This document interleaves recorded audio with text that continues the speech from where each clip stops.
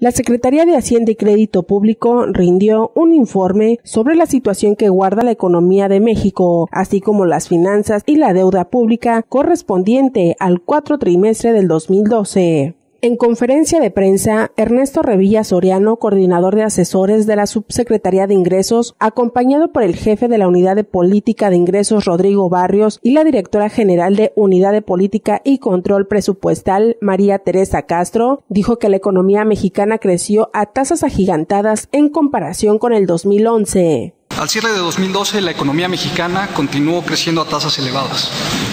Durante el cuarto trimestre de ese año, los resultados de los principales indicadores macroeconómicos mostraron que el ritmo de crecimiento se aceleró ligeramente, particularmente en comparación con el trimestre previo. En el 2012, el Producto Interno Bruto creció cerca del 4% en términos anuales. Durante 2012, el PIB creció cerca del 4% real en términos anuales.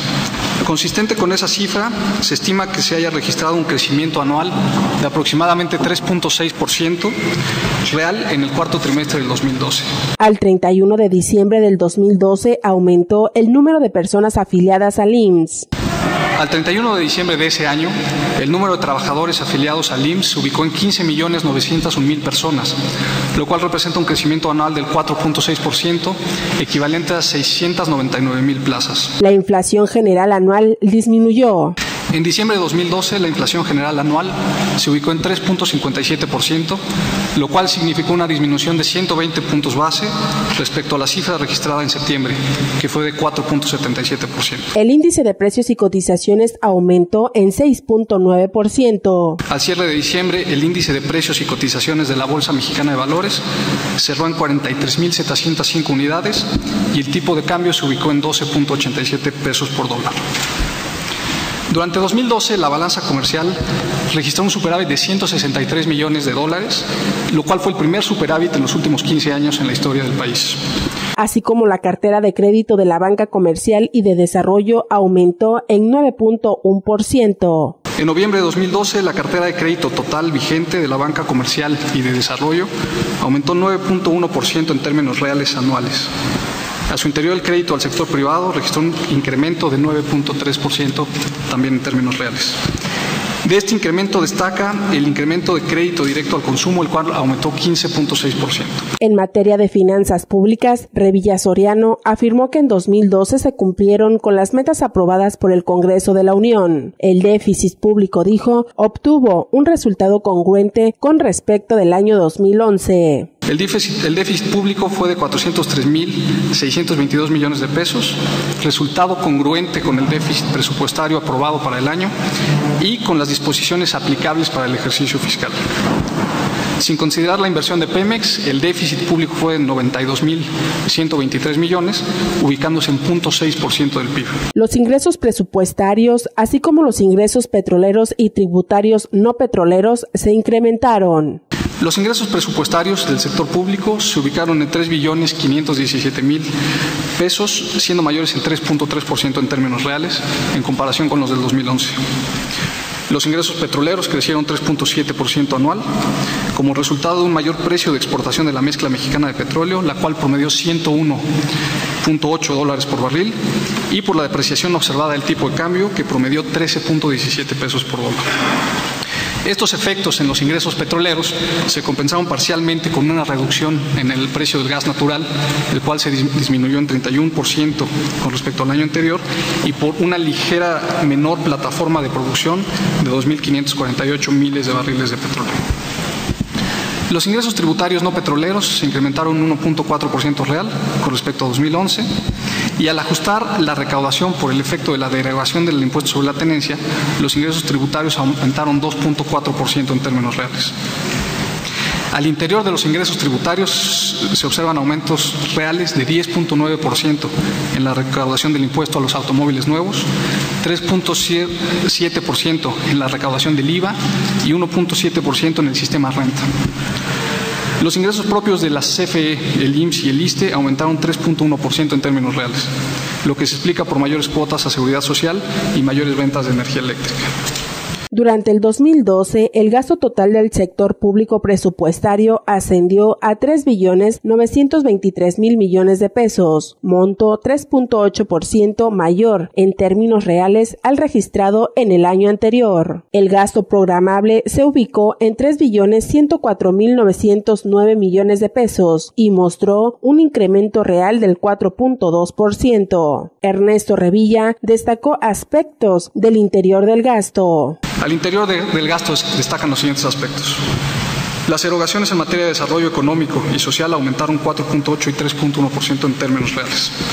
La inversión física aumentó 0.5%.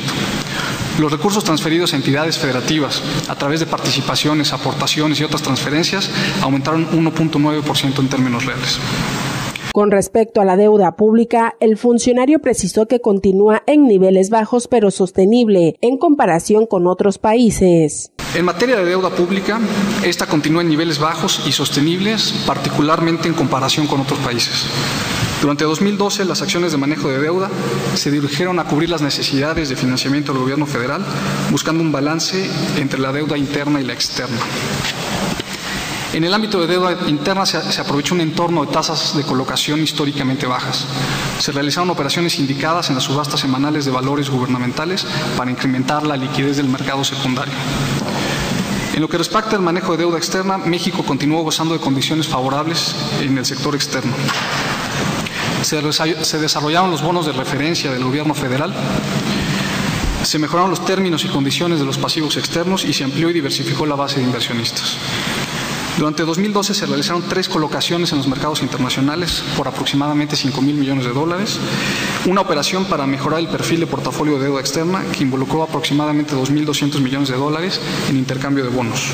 Al cierre del cuarto trimestre del 2012, el saldo histórico de los requerimientos financieros del sector público, indicador que incluye las obligaciones del sector público en su versión más amplia, ascendió a $5.890.512 millones de pesos, equivalente a 35.8% del Producto Interno Bruto, monto superior en 0.5 puntos porcentuales observado al cierre del 2011. Para el primer trimestre del 2013, existen indicios para que la economía mexicana se desempeñe bien. Todavía no hay datos suficientes para cambiar el pronóstico de la economía para 2013. El consenso de los analistas sigue justamente alrededor de nuestra propia estimación, que es de 3.5% real, y pues dependerá de cómo evolucionarán las variables pues en este primer trimestre del año y en general durante el año.